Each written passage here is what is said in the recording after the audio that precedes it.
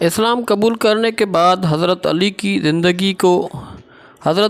زندگی کے 13 سال مکہ معظمہ میں بسر ہوئے۔ چونکہ وہ دن رات سرور کائنات صلی اللہ علیہ وآلہ وسلم کے ساتھ رہتے تھے، اس لیے مشورے کی مجلسوں میں، تعلیم و ارشاد کے مجموعوں میں، کفار و مشرکین کے مباحثوں میں اور معبود حقیقی پرستش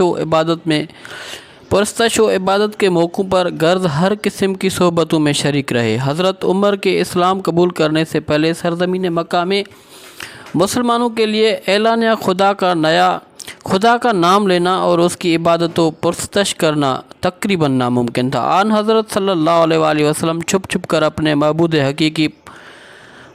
حقیقی کی پرستش فرماتے۔ حضرت علی بھی ان عبادتوں میں شریک ہوتے۔ ایک دفعہ وادی نخلا میں حسب معمول مصروف عبادت تھے کہ اتفاق سے اس طرف ابو طالب کا گزر ہوا۔ اپنے معصوم بھتیجے اور نیک بخت بیٹے کو مصروف عبادت دیکھ کر پوچھا، کیا کرتے ہو؟ آن حضرت صلی اللہ علیہ وآلہ وسلم نے کلمہ حق کی دعوت دی تو کہنے لگے کہ اس میں کوئی حرج نہیں، لیکن مجھ سے نہیں ہو سکتا۔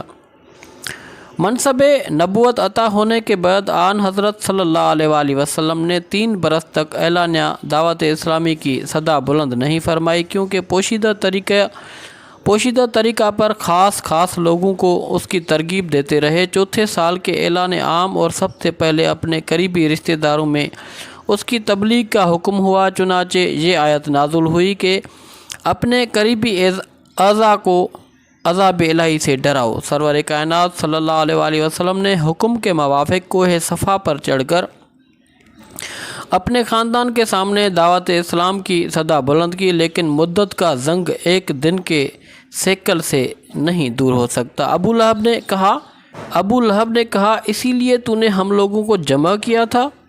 اس کے بعد آن حضرت صلی اللہ علیہ وآلہ وسلم نے ایک مرتبہ پھر اپنے خاندان میں تبلیغ اسلام کی کوشش فرمائی اور حضرت علی کو انتظام دعوت کی خدمات پر مامور کیا۔ حضرت علی کی عمر اس وقت مشکل سے 14-15 برس کی تھی، لیکن انہوں نے اس کمسنی کے باوجود نہایت اچھا انتظام کیا۔ دسترخوان پر بکرے کے پائے اور دودھ تھا۔ دعوت میں کل خاندان شریک تھا، جس کی تعداد 40 تھی۔ حضرت حمزہ، عباس، ابو لہب اور ابو طالب بھی شرکاء میں تھے۔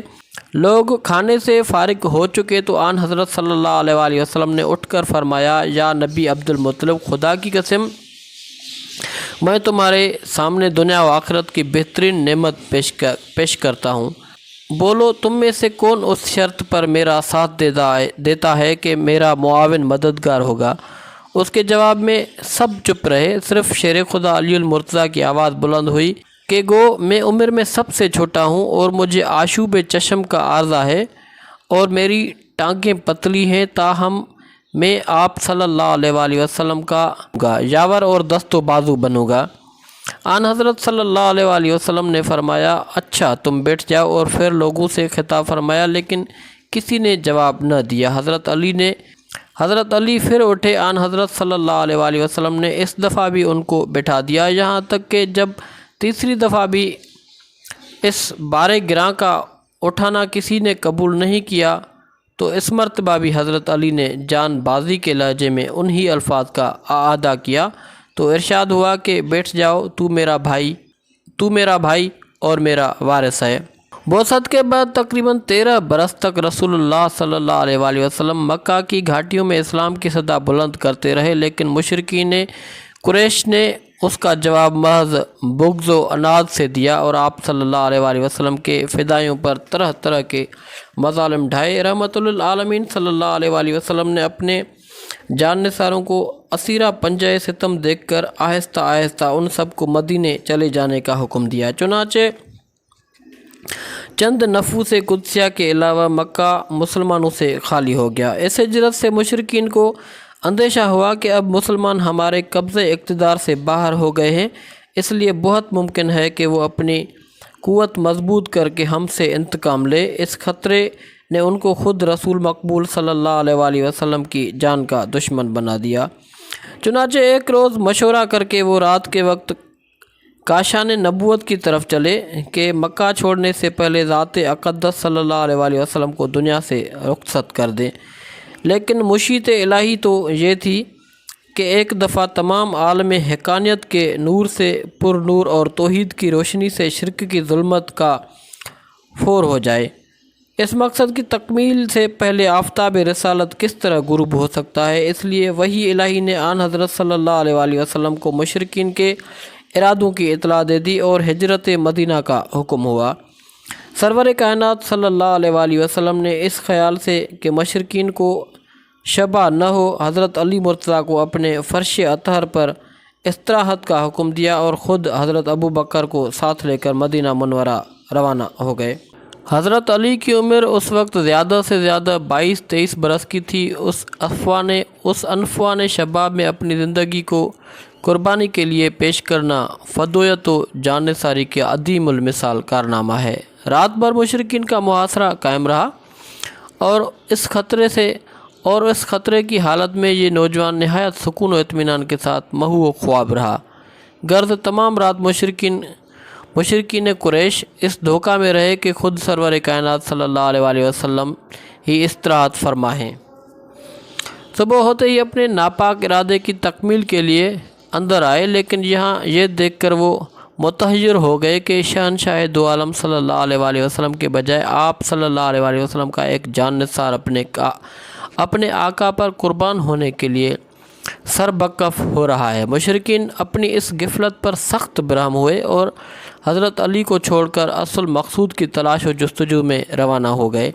حضرت علی کرم اللہ وجہ آن حضرت صلی اللہ علیہ وآلہ وسلم کے تشریف لے جانے کے بعد 2 یا 3 دن تک مکے میں مقیم رہے اور آن حضرت صلی اللہ علیہ وآلہ وسلم کی ہدایت کے مطابق جن لوگوں سے آپ صلی اللہ علیہ وسلم کا کاروبار اور لین دین تھا ان کے معاملات سے فراغت حاصل کی اور تیسرے یا چوتھے دن وطن کو خیر آباد کہہ کر عازم مدینہ ہوئے۔ اس زمانے میں حضور سرور کائنات صلی اللہ علیہ وآلہ وسلم حضرت کلثوم بن حدم کے مہمان تھے، اس لیے حضرت علی بھی انہی کے مکان میں جا کر روکش ہوئے۔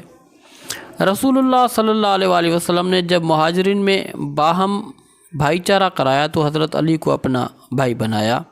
مدینہ کا اسلام مکے کی طرح بے بس و مجبور نہ تھا، بلکہ آزادی و حریت کی سرزمین میں تھا، جہاں ہر شخص اعلانیہ خدائے واحد کی پرستش کر سکتا اور احکام شرعیہ نہایت اطمینان کے ساتھ ادا کر سکتا تھا۔ مسلمانوں کی تعداد بھی روز بروز بڑھتی جاتی تھی، یہاں تک کہ ہجرت کے 6 یا 7ویں مہینے سرور کائنات صلی اللہ علیہ وآلہ وسلم کو ایک مسجد تعمیر کرنے کا خیال پیدا ہوا۔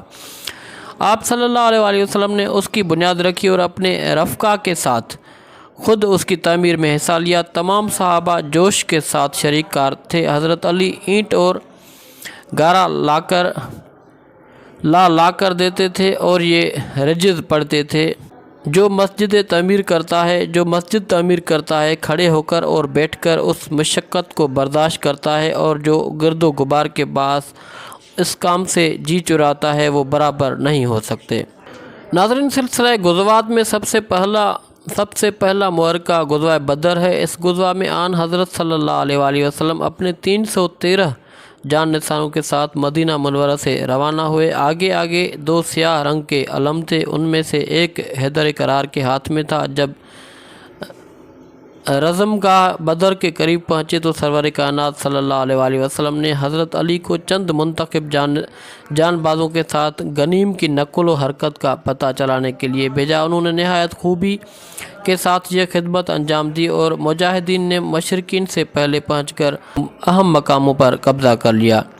17ویں رمضان جمعے کے دن جنگ کی ابتدا ہوئی۔ قاعدہ موافق پہلے تنہا مقابلہ ہوا۔ سب سے پہلے قریش کی صف میں 3 نامی بہادر نکل کر مسلمانوں سے مبارزے طلب ہوئے۔ 3 انصاریوں نے ان کی دعوت کو لبیک کہا اور آگے بڑھے۔ قریش کے بہادروں نے ان کا نام نسب پوچھا۔ جب یہ معلوم ہوا کہ 2 یثرب کے نوجوان ہیں تو ان کے ساتھ لڑنے سے انکار کر دیا اور آن حضرت صلی اللہ علیہ وآلہ وسلم کو پکار کر کہا کہ اے محمد صلی اللہ علیہ وسلم، ہمارے مقابلے میں ہمارے ہمسر کے آدمی بھیجو۔